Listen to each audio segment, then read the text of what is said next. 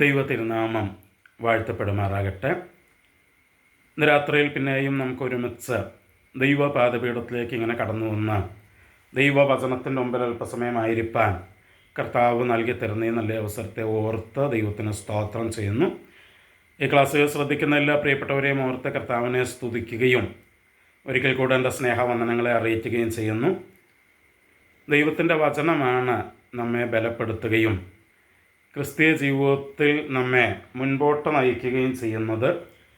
ആ വചനം അത് പഠിക്കുവാൻ, അത് ധ്യാനിക്കുവാൻ കർത്താവ് നമുക്ക് നൽകുന്ന ഈ നല്ല അവസരങ്ങളെ ഓർത്ത് ഞാൻ ദൈവത്തിന് സ്തോത്രം ചെയ്യുന്നു.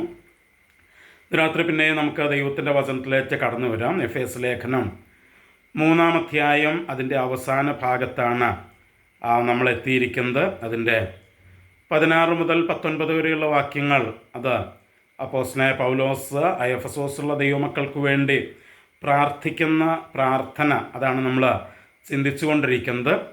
അതിൻ്റെ ആദ്യ ഭാഗങ്ങളൊക്കെ നമ്മൾ വിശദമായിട്ട് ചിന്തിച്ചു. അതിൻ്റെ അവസാന ഭാഗമാണ് ഇന്ന് രാത്രി നമ്മൾ ചിന്തിക്കാനായിട്ട് പോകുന്നത്. ആ പ്രാർത്ഥന ഒരിക്കൽ കൂടെ 16 തൊട്ട് 19 വരെയുള്ള വാക്യങ്ങൾ ഞാൻ ഒരിക്കൽ കൂടെ വായിക്കാം.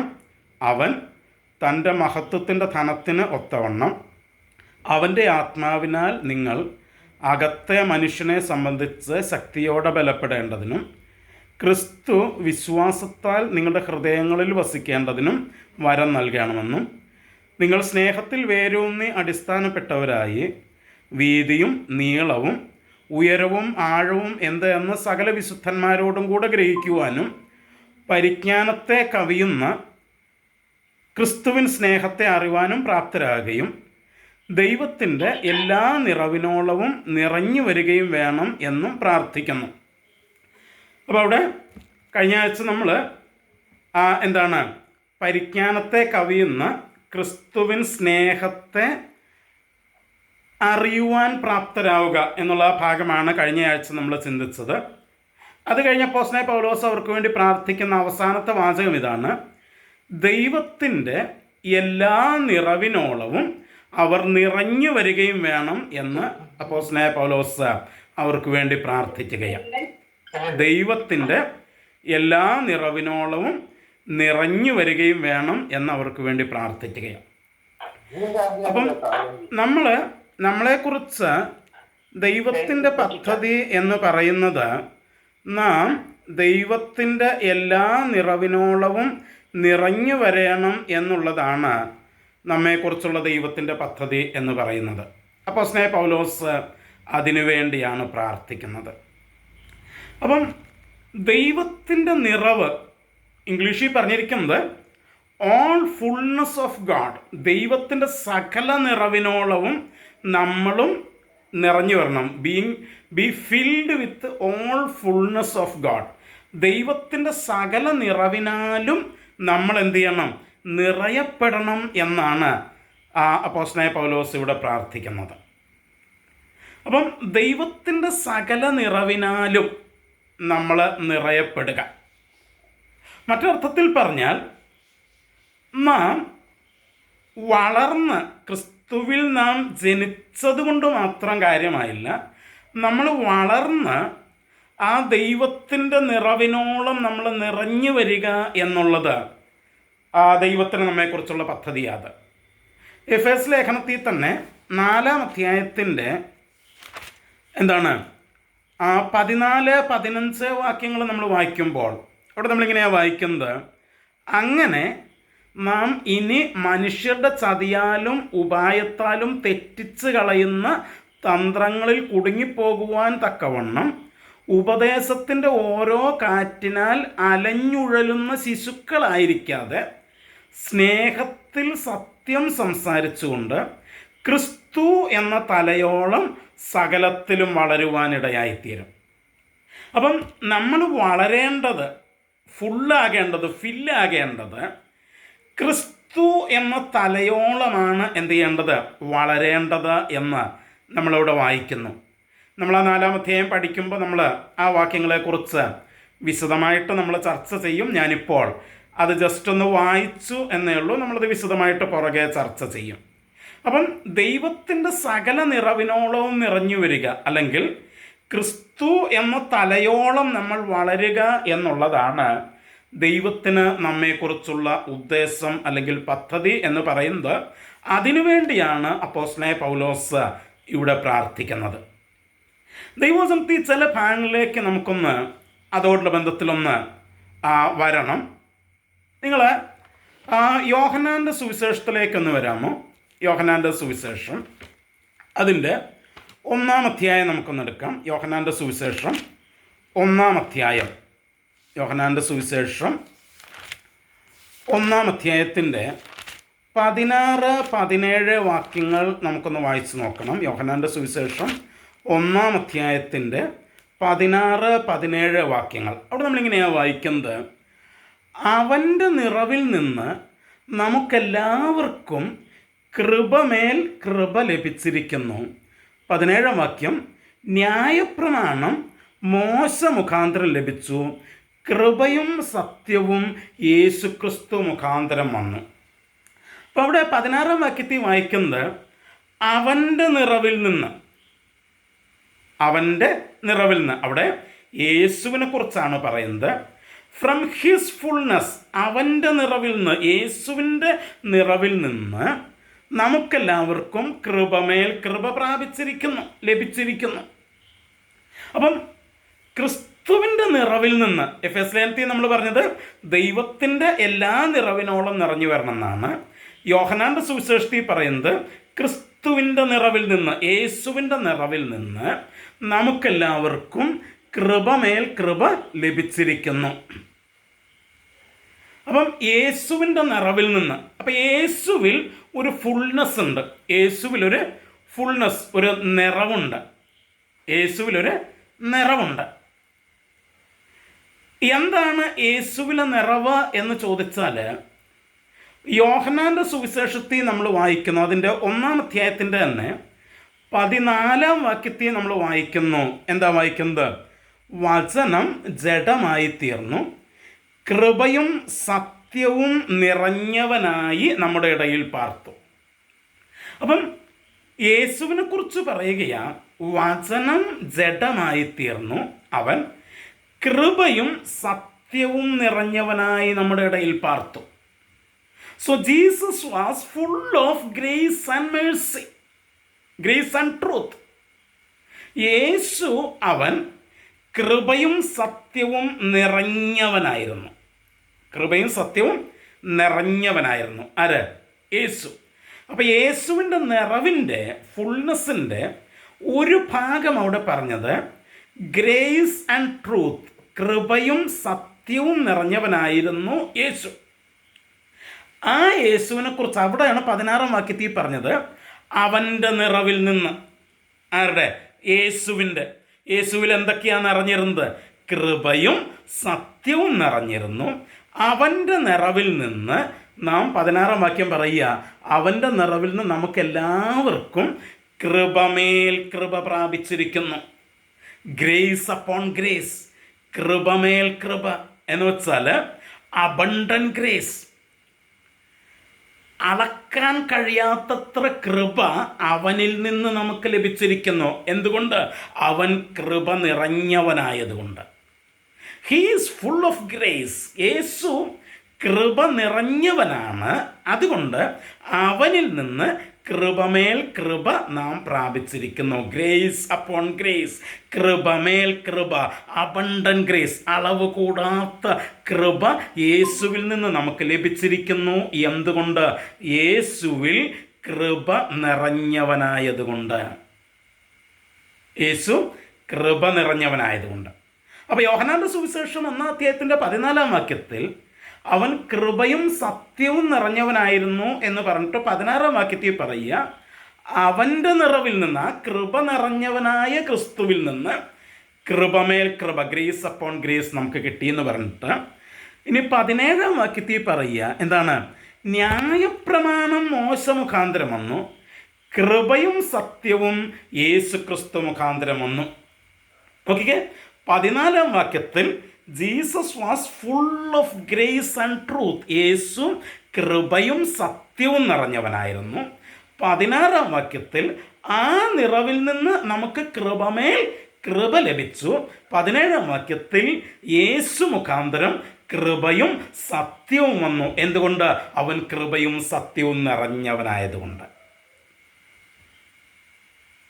അവിടെ പറയുക, ന്യായപ്രമാണം മോശ മുഖാന്തരം വന്നു. ന്യായപ്രമാണം.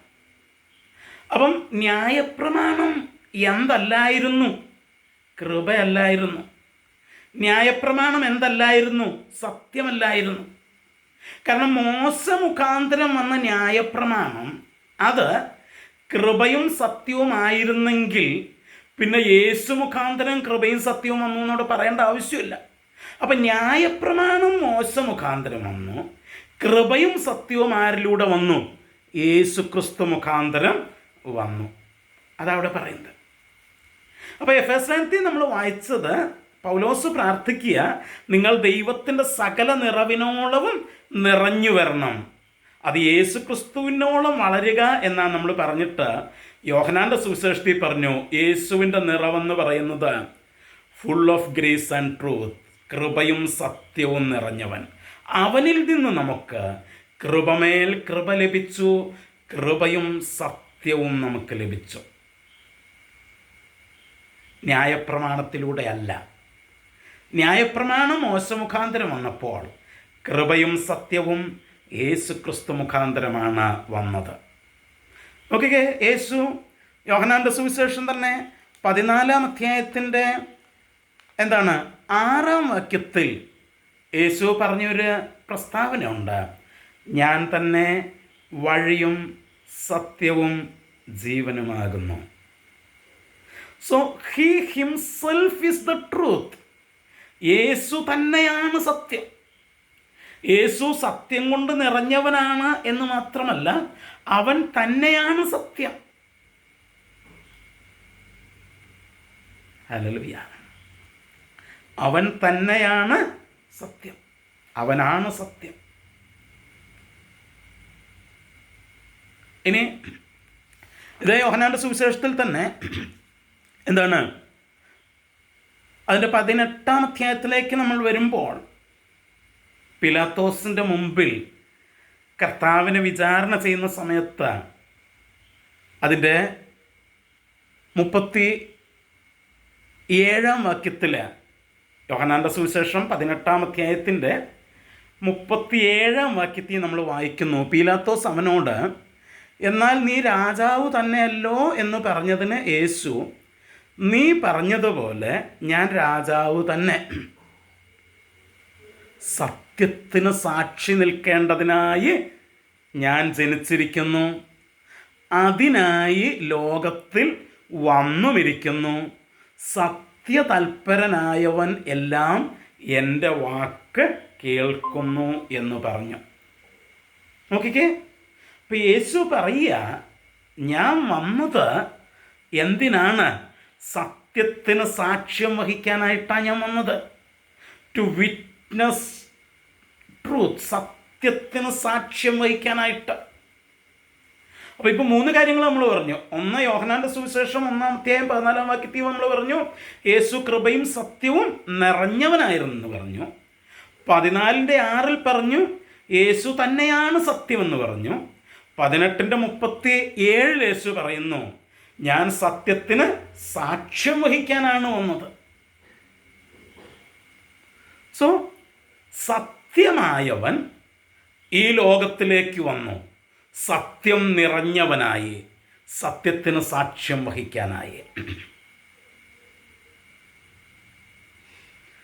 38-ാം വാക്യത്തിൽ പീലാത്തോസ് ചോദിക്കുന്നൊരു ചോദ്യമുണ്ട്. പീലാത്തോസ് അവനോട് സത്യം എന്നാൽ എന്ത് എന്ന് ചോദിച്ചു. അപ്പം ഇങ്ങേർക്ക് സത്യം എന്താണെന്ന് അറിയത്തില്ല.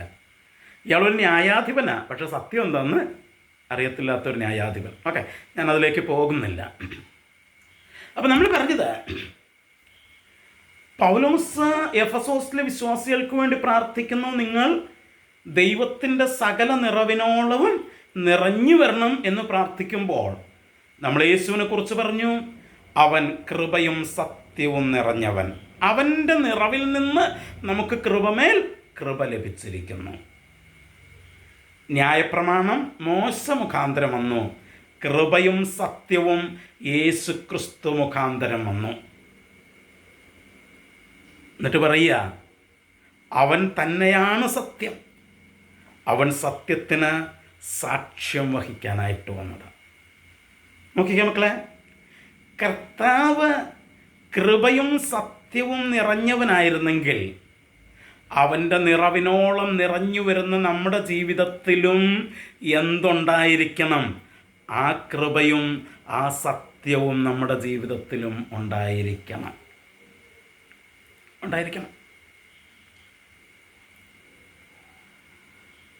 പഴയ നിയമത്തിൽ ഈ സങ്കീർത്തനത്തിലേക്ക് വരുമ്പോൾ, ഞാനിപ്പോൾ പെട്ടെന്ന് ഓർത്ത ഒരു കാര്യം ഞാൻ പറഞ്ഞിട്ട് പോകാം. സങ്കീർത്തനത്തിലേക്ക് വരുമ്പോൾ അതിൻ്റെ ഈ ഏതാണ് 50, ഒരു മിനിറ്റ് ഞാൻ ആ സങ്കീർത്തനം ഒന്ന് എടുത്തോട്ടെ, ഒറ്റ മിനിറ്റ്.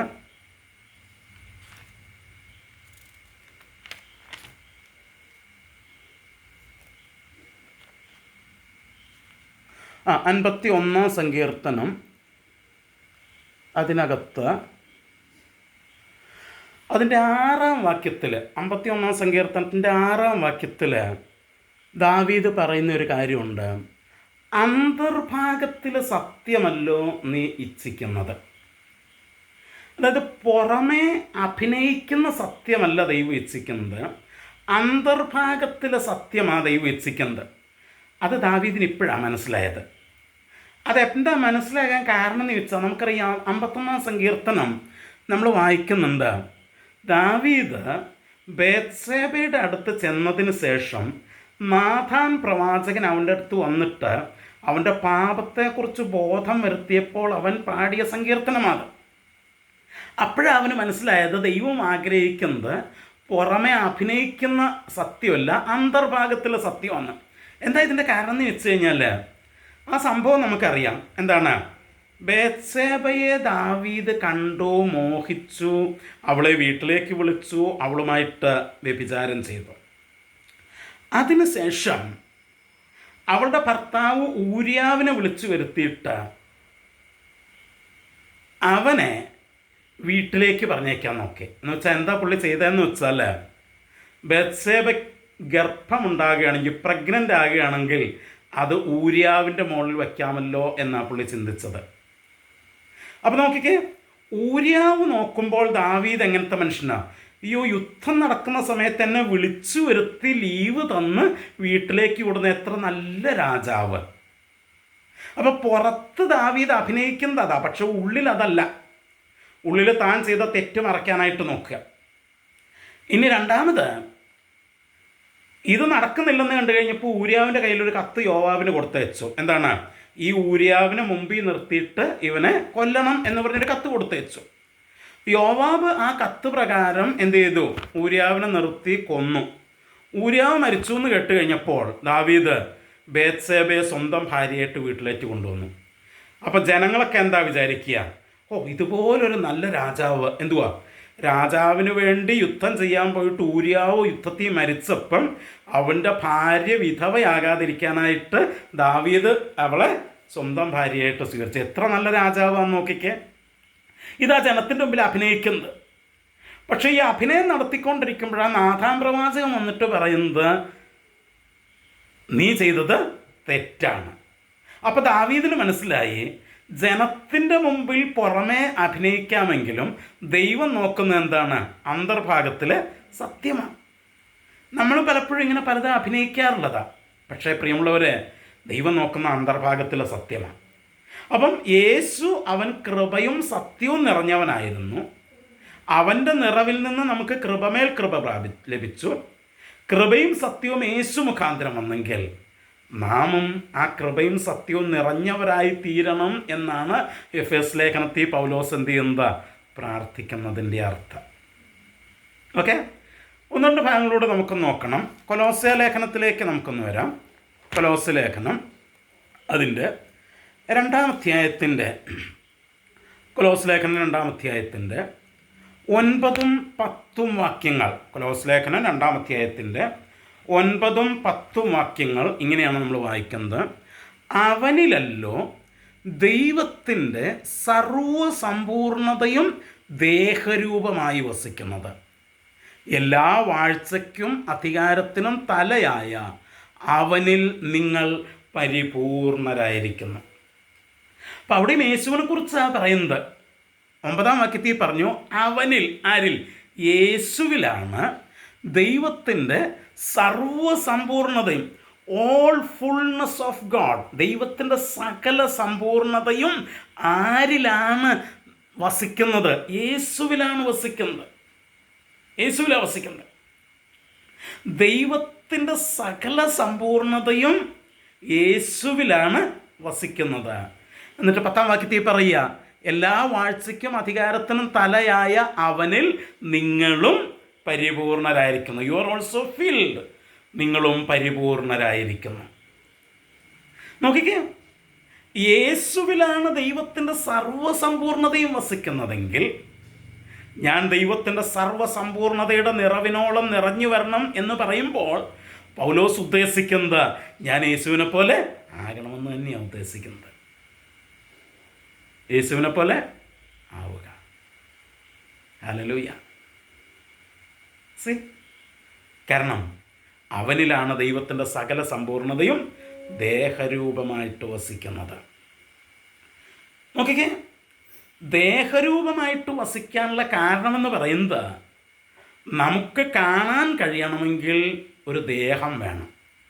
ആത്മാവിന് നമ്മുടെ ദൃഷ്ടി കൊണ്ട് നമുക്ക് കാണാനായിട്ട് കഴിയില്ല. ദൈവം ആത്മാവാണ്, അവനെ നമുക്ക് നമ്മുടെ ഈ കണ്ണുകൊണ്ട് കാണാനായിട്ട് കഴിയില്ല. അപ്പം നമ്മുടെ കണ്ണുകൾക്ക് കാണത്തക്ക രീതിയിലായിത്തീരാനായിട്ട് ദൈവം യേശുവിനെ ഒരു ദേഹരൂപത്തിൽ ഈ ലോകത്തിലേക്ക് അയച്ചു. അവനിലാണ് ദൈവത്തിൻ്റെ സർവസമ്പൂർണതയും ദേഹരൂപമായി വസിക്കുന്നത്. അവനിൽ നിങ്ങൾ പരിപൂർണരായിരിക്കുന്നു. ഒരു വാക്യം കൂടെ, കൊലോസ് ലേഖനം 1-ാം അധ്യായത്തിൻ്റെ 19-ാം വാക്യം, 19-20 വാക്യങ്ങൾ എന്താണ്? അവനിൽ സർവസമ്പൂർണതയും വസിക്കുവാനും അവൻ ക്രൂസിൽ ചൊരിഞ്ഞ രക്തം കൊണ്ട് അവൻ മുഖാന്തരം സമാധാനമുണ്ടാക്കി ഭൂമിയിലുള്ളതോ സ്വർഗത്തിലുള്ളതോ സകലത്തെയും അവനെ കൊണ്ട് തന്നോട് നിരപ്പിപ്പാനും പിതാവിന് പ്രസാദം തോന്നി. അപ്പം പിതാവിന് പ്രസാദം തോന്നിയത് യേശുവിൽ സർവസമ്പൂർണതയും വസിക്കുവാൻ. അപ്പം സർവസമ്പൂർണതയും ദൈവത്തിൻ്റെ സകല സമ്പൂർണതയും വസിക്കുന്നത് ആരിലാണ്? യേശുവിലാണ്. എന്നിട്ട് എഫേസ്യർ പൗലോസ് പ്രാർത്ഥിക്കുക, ആ സകല നിറവിനോളവും നിങ്ങളും നിറഞ്ഞു വരണം എന്ന് ഞാൻ പ്രാർത്ഥിക്കുന്നു. ഹല്ലേലൂയ. യേശുവിനെ പോലെയാകാൻ, യേശുവിൻ്റെ നിറവോരെയും നമുക്കും നിറയുവാൻ, യേശു എന്ന തലയോളം സകലത്തിലും വളരുവാൻ അപ്പോസ്തലനായ പൗലോസ് എഫെസോസിലെ സഭയ്ക്ക് വേണ്ടി പ്രാർത്ഥിക്കുക. പ്രിയമുള്ളവരെ, ഞാൻ ചോദിച്ചോട്ടെ, നമ്മുടെ ജീവിതത്തിൻ്റെ നിലവാരം എങ്ങനെയുണ്ട്? ഏറ്റവും ചുരുങ്ങിയത് യേശുവിനെ പോലെ ആകണമെന്നുള്ള ഒരു ആഗ്രഹമെങ്കിലും നമുക്കുണ്ടോ? ആകാനായിട്ട് കഴിഞ്ഞിട്ടുണ്ടോ ഇല്ലയോ എന്നുള്ളത് വേറൊരു കാര്യം. ഞാൻ ചോദിക്കുന്നത്, ഈ ഒരു ആഗ്രഹം എന്താ? എനിക്ക് ക്രിസ്തുവിനെ പോലെ ആകണം, അവനോളം എനിക്ക് വളരണം, അവൻ്റെ സകല സമ്പൂർണത വരെയും എനിക്ക് വളരണം, അവൻ്റെ സകല സമ്പൂർണതയും എന്നിലും നിറഞ്ഞു വരണം എന്നുള്ള ആ ഒരു ആഗ്രഹമെങ്കിലും നമുക്കുണ്ടോ? ഹല്ലേലൂയ. അപ്പോസ്തലനായ പൗലോസ് എഫെസോസിലെ ദൈവമക്കൾക്ക് വേണ്ടി പ്രാർത്ഥിക്കുന്നുണ്ട്. നോക്കിക്കേ, ആ പ്രാർത്ഥന എത്ര അനുഗ്രഹീതമായ ഒരു പ്രാർത്ഥനയാണ് അതിൽ. നമ്മൾ ഈ കഴിഞ്ഞ ദിവസങ്ങളിൽ 4-5 ക്ലാസ്സുകളുണ്ട്. ആ പ്രാർത്ഥന നമ്മൾ ചിന്തിച്ചു. എത്ര അനുഗ്രഹിക്കപ്പെട്ട പ്രാർത്ഥന. ആ അപ്പോസ്തലൻ ആ സഭയെക്കുറിച്ച് താൻ കാണുന്ന സ്വപ്നം, താൻ ചിന്തിക്കുന്നത്, താൻ നനയ്ക്കുന്നത്, താൻ ചിന്തിക്കുന്നത്, അത് താനവിടെ പ്രാർത്ഥിക്കുകയാണ്. പ്രിയമുള്ളവരെ, നമ്മളെക്കുറിച്ചുള്ള നമ്മുടെ ആഗ്രഹം എന്താ? നമ്മുടെ കൂട്ടുവിശ്വാസികളെക്കുറിച്ചുള്ള നമ്മുടെ ആഗ്രഹം എന്താ? ഇത് വല്ലതുമൊക്കെയാണോ? പൗലോസിൻ്റെ ആഗ്രഹം ഇതാ. സ്തോത്രം. എന്നിട്ട് അതിൻ്റെ മൂന്നാം അധ്യായത്തിൻ്റെ എഫേസ് ലേഖനം 3-ാം അധ്യായത്തിൻ്റെ 20-21 വാക്യങ്ങളൂടെ വായിച്ചിട്ട് നമുക്ക് ആ ഭാഗം അവസാനിപ്പിക്കാം. അവിടെ പൗലോസ് പറയുക, എന്നാൽ നാം ചോദിക്കുന്നതിലും നനയ്ക്കുന്നതിലും അത്യന്തം പരമായി ചെയ്യുവാൻ നമ്മിൽ വ്യാപരിക്കുന്ന ശക്തിയാൽ കഴിയുന്നവന് സഭയിലും ക്രിസ്തുയേശുവിലും എന്നേക്കും തലമുറ തലമുറയായി മഹത്വമുണ്ടാകട്ടെ. ആമേൻ. അവിടെ ദൈവത്തെക്കുറിച്ച് പറയുക, അവൻ നാം ചോദിക്കുന്നതിലും നനയ്ക്കുന്നതിലും അത്യന്തം പരമായി ചെയ്യുവാൻ കഴിവുള്ളവനാണ്. പക്ഷെ മറക്കരുത്, പൗലോസ് എന്താ ചോദിച്ചത്? 16 മുതൽ 19 വരെയുള്ള വാക്യങ്ങളെ നമ്മൾ പറഞ്ഞു. അവൻ പൈസ ഉണ്ടാക്കുന്ന കാര്യമല്ല ചോദിച്ചത്, വലിയ വീട് വയ്ക്കുന്ന കാര്യമല്ല ചോദിച്ചത്, രോഗത്തിൽ നിന്ന് വിടുതൽ കിട്ടുന്ന കാര്യമല്ല ചോദിച്ചത്, ഭൗതികമായിട്ടുള്ള അനുഗ്രഹങ്ങളെക്കുറിച്ചല്ല പൗലോസ് ചോദിച്ചത്. അവൻ പ്രാർത്ഥിച്ചത് മുഴുവൻ ആത്മിക വിഷയങ്ങൾക്ക് വേണ്ടിയാണ്. എന്നിട്ട് പൗലോസ് പറയുക, നാം ചോദിക്കുന്ന ഈ കാര്യങ്ങളിലും നാം നനയ്ക്കുന്ന ഈ കാര്യങ്ങളിലും അധികമായിട്ട് നമുക്ക് വേണ്ടി പ്രവർത്തിക്കാൻ കഴിവുള്ളവൻ. ഹല്ലേലൂയ. പലപ്പോഴും നമ്മൾ ആ വാക്യം തെറ്റായിട്ട് വ്യാഖ്യാനിക്കാറുണ്ട്. എങ്ങനെ? നമ്മുടെ ഭൗതിക വിഷയങ്ങളോടുള്ള ബന്ധത്തിൽ അവൻ നമ്മൾ ചോദിക്കുന്നതിലും നനയ്ക്കുന്നതിലും ഒക്കെ അത്യന്തപരമായിട്ട്, നീ ഒരു 3 ബെഡ്റൂമുള്ള വീടിന് വേണ്ടിയാണ് പ്രാർത്ഥിക്കുന്നതെങ്കിൽ കർത്താവ് നിനക്ക് 6 ബെഡ്റൂമുള്ള വീട് തരും. നീ ഒരു ചെറിയ കാറിന് വേണ്ടിയാണ് പ്രാർത്ഥിക്കുന്നതെങ്കിൽ ദൈവം നിനക്ക് വലിയ കാറ് തരും. ചോദിക്കുന്നതിലും നനയ്ക്കുന്നതിലും ഒക്കെ അത്യന്തപരമായിട്ട് ചെയ്യണം. അങ്ങനെയല്ല അവിടെ പറഞ്ഞത്. പൗലോസ് ചോദിച്ചത് മുഴുവൻ ആത്മീക വിഷയങ്ങൾക്ക് വേണ്ടിയാണ് ചോദിച്ചത്. എന്നിട്ട് പറയുക, നാം ചോദിക്കുന്നതിലും ചിന്തിക്കുന്നതിലും അധികമായിട്ട് അത്യന്തം പരമായിട്ട് ചെയ്യുവാൻ നമ്മിൽ വ്യാപരിക്കുന്ന ശക്തിയാൽ കഴിയുന്നവന്. ഇതേ പ്രയോഗം 1-ാം അധ്യായത്തിൽ നമ്മൾ പറഞ്ഞു. എന്ത്? ക്രിസ്തുവിനെ അവൻ മരിച്ചവരുടെ ഇടയിൽ ഉയർത്തെഴുന്നേൽപ്പിച്ചു എന്ന് പറഞ്ഞിട്ട് പറഞ്ഞു, വിശ്വസിക്കുന്ന നമുക്ക് വേണ്ടി വ്യാപരിക്കുന്ന അവൻ്റെ ശക്തിയുടെ വലിപ്പം ഇവിടെ വിശദമായിട്ട് അവിടെ ചർച്ച ചെയ്ത് ആ വീഡിയോ യൂട്യൂബിൽ കിടക്കുന്നുണ്ട്.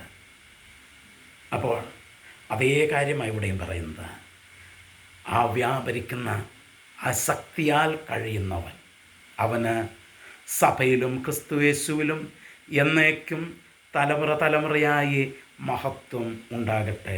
ആമേൻ. നോക്കൂ, നമ്മുടെ ദൈവം ആത്മീകമായി നാം വളരുവാൻ ആഗ്രഹിക്കുന്നെങ്കിൽ, ഒരു സ്റ്റെപ്പ് മുമ്പോട്ട് വയ്ക്കാൻ നാം ആഗ്രഹിക്കുന്നെങ്കിൽ 2 ചുവട് മുമ്പോട്ട് വയ്ക്കാൻ നമ്മെ സഹായിക്കുന്നവനാണ് നമ്മുടെ ദൈവം. പലപ്പോഴും വളരാനായിട്ട് നമുക്ക് കഴിയാത്തത് നമുക്കൊരു സ്റ്റെപ്പ് വയ്ക്കാൻ പോലും ആഗ്രഹമില്ലാത്തത് കൊണ്ടാണ് നമുക്ക് പലപ്പോഴും അതിന് കഴിയാത്തത്. ദൈവത്തിൻ്റെ വചനം പറയുന്നു, ആത്മീകമായി വളരുവാൻ ഒരു സ്റ്റെപ്പ് വയ്ക്കാൻ നീ ആഗ്രഹിക്കുകയും അതിനുവേണ്ടി ചോദിക്കുകയും ചെയ്താൽ ഒന്നല്ല ഒത്തിരി സ്റ്റെപ്പുകൾക്ക് നിന്നെ പ്രാപ്തനാക്കുവാൻ സഹായിക്കുന്നവനാണ് ദൈവം. Hallelujah. So it is the good news. So ആ സദ്വർത്തമാനം അതാണ്.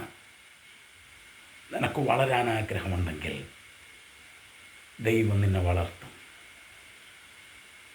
ആത്മീകമായി മുന്നേറാൻ നിനക്ക് ആഗ്രഹമുണ്ടെങ്കിൽ ദൈവം നിന്നെ അതിന് സഹായിക്കും.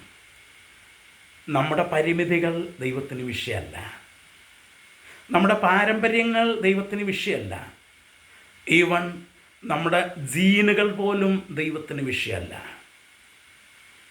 ദൈവം അത് ചെയ്യും.